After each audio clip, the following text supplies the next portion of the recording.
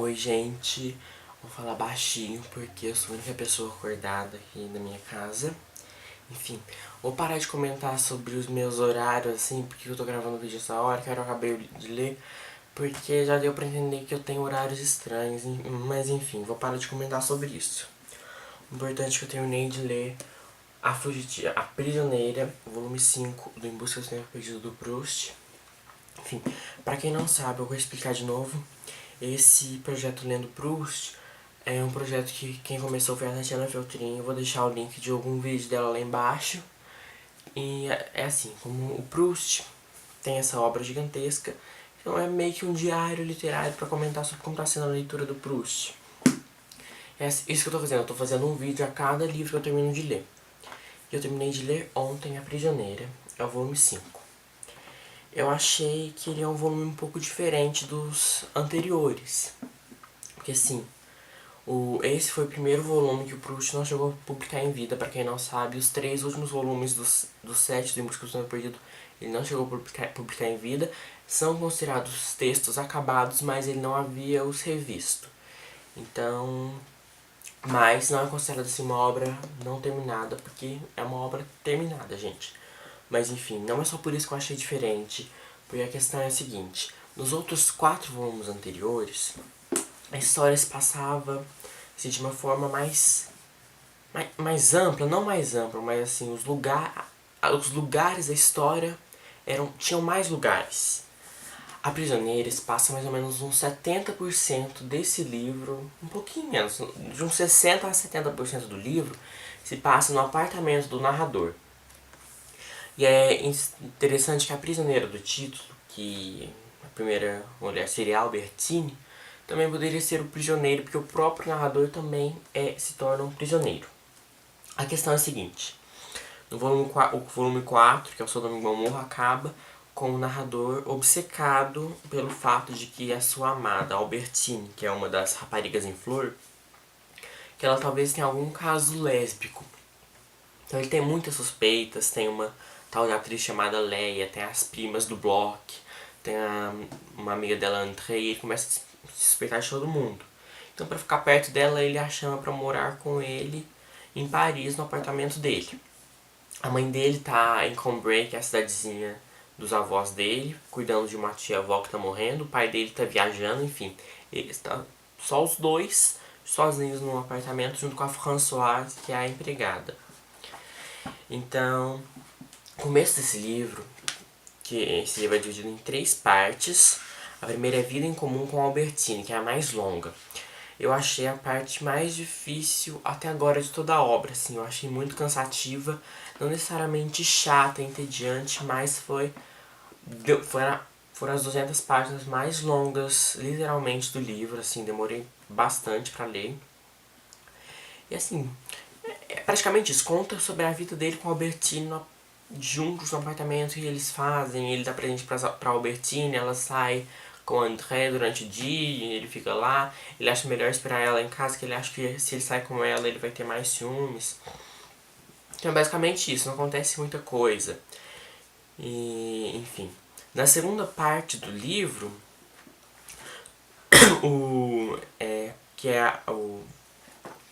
acontece o rompimento do Barão de Charlus com os Verdurand, que ele havia se tornado um grande fiel do Salão do Verdurand no volume 4, e eles vão se romper agora. Então a segunda parte do livro, que é Os Verdurand rompem o Senhor de Charlus, se passa em uma só parte.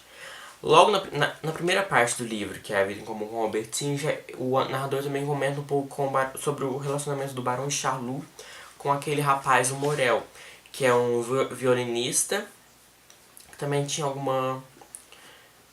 Ele também era um sargento, ele tinha algum cargo, assim, militar. Mas enfim, ele é mais violinista, agora ele está vivendo com o Barão de Charlus. E é estranho que às vezes o narrador mostra assim claramente os dois são amantes, mas às vezes faz alguma coisa, talvez eles não sejam amantes, talvez eles sejam só protegidos. O Barão de Charlus gosta do Morel, assim, fisicamente, mas é estranho. Eu acho que eles são amantes sim, e alguém tenta esconder em alguns momentos. Enfim, eles estão juntos, o Barão de Charlus pretende que o Morel vai se case com a sobrinha do Jupian, que é aquele costureiro amigo do Barão de Chalu, com quem ele já teve relações sexuais também.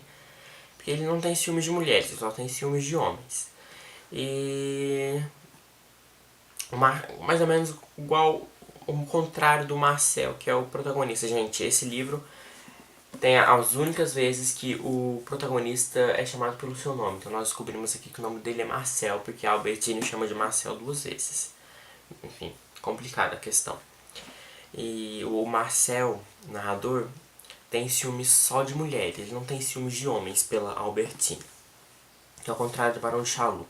O que acontece nesse rompimento é que o Barão de Chalu vai dar uma festa no salão do Verduran, então ele chama a alta sociedade.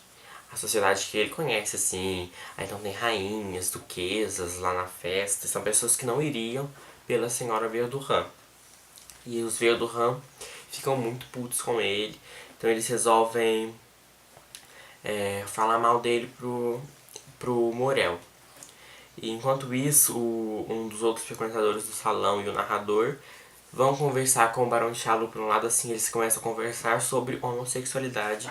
O Barão de Chalu solta a língua, começa a revelar muitas coisas, assim, foi um dos momentos mais escandalosos do livro. Assim, ele começa a falar sobre várias pessoas da sociedade, fala até que o senhor Verduran é homossexual, enfim. E depois, enquanto isso, os Verduran estão falando mal do Barão de Chalu pro Morel, que ele está sendo explorado e tal, que ele está sendo mal falado, mal visto pela sociedade. E quando chega o Barão de Chalu, o Morel acaba rompendo com ele, fala, seu velho desgraçado, alguma coisa assim, enfim. Não vou mais ficar com você, não. Aí o Barão Chalu fica sem palavras, não fala nada. Aí nessa parte da narrativa o narrador começa a misturar o futuro com o presente. Foi uma coisa bem confusa, mas o que nós entendemos é que não só o Barão de Chalu rompeu com os Verduran, como ele também rompeu com o Morel. E é isso que acontece. E finalmente nós chegamos na última parte, que é o desaparecimento de Albertine. Essa última parte é a menor do livro, ela tem só 100 páginas. E o próprio desaparecimento da Albertine só acontece na última página. Então nós temos 99 páginas que antecedem o desaparecimento dela. E finalmente ela desaparece, gente. Interessante, né? Mas enfim, essa última parte eu gostei mais do que da primeira. Ela também se passa praticamente só no apartamento. Então é essa parte que o narrador vai fazer várias interrogações para Albertine. E é essa parte também que ela vai começar a confessar as coisas dela. Uma das coisas que eu notei nesse livro, eu não sei se cheguei a comentar no vídeo anterior sobre o Sodoma e Gomorra, que eu achei que o narrador estava acumulando vários mistérios, vários segredos com o passar da narrativa. E no Sodoma e Gomorra ele começa a revelar alguns, mas é onde fica mais forte, tem muitos segredos. Nesse aqui ele já começa a revelar alguns segredos, alguns mistérios. Um deles é sobre alguns esclarecimentos da vida do Swan com a Odette. Então tem algumas revelações que até então nós não sabíamos. E também a Albertine começa a falar, mas pelo que eu entendi, nos próximos 2 volumes. Aí sim nós vamos compreender melhor a obra. Vai ter muitas outras revelações. Mas a Albertine começa a falar várias coisas, ela se perde nas suas mentiras, então parece que ela tem alguma coisa com a filha do Vantel, que é aquele músico. Tem também aquela atriz Leia, que ela se encontrou alguma vez, que ela deu uma foto pra essa Leia, e o Marcel fica muito enciumado, enfim. Parece que ela até chegou a beijar a Gilberte, que é a filha do Swan, que foi também uma das paixões do narrador. Enfim, parece então que a Gilberte também é uma frequentadora da cidade de Gomorra, gente. Isso não fica muito esclarecido. Enfim, a Albertine começa a revelar várias coisas. E o narrador começa a forçar tanto ela assim, a prendê-la mesmo. Enfim, na última página do livro, o narrador acorda, ele chama a Françoise chega e fala, então, a Albertine foi embora. E é assim que acaba o livro. Enfim, gente, tá muito emocionante. Confesso que nos últimos dias eu tenho sonhado com a história, de verdade. Então, eu tô me sentindo até idiota em fazendo esses vídeos, porque quem não lê não entende a grandeza dessa obra do Proust. Creio que é a maior obra de arte com a qual eu já tive contato. E eu acho que eu vou acabar gostando mais do que dos Irmãos Karamazov, então já está lá no meu top 2 melhores livros da minha vida, gente. Ainda faltam quase 1000 páginas. E outra coisa que eu queria comentar, que é um episódio que acontece nesse livro, que é a morte do Bergotte, que é aquele ator que o narrador gostava muito.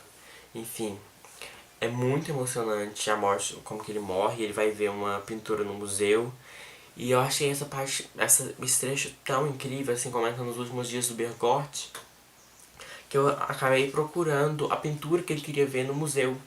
Que ele vai lá ver o museu, é a pintura Vista para Delft, eu acho, daquele pintor holandês Vermeer.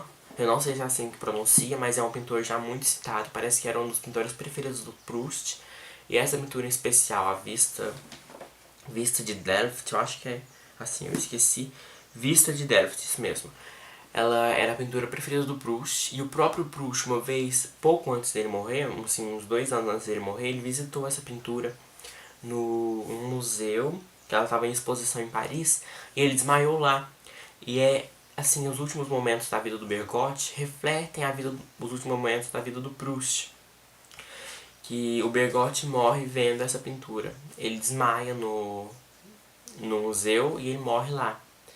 Eu acabei procurando, parece que no Google, de tão curioso que eu fiquei sobre essa pintura, e tava lá Vista de Delft Proust. Parece que esse é um dos episódios mais comentados da obra mesmo, então eu já tô totalmente jogado dentro dessa obra.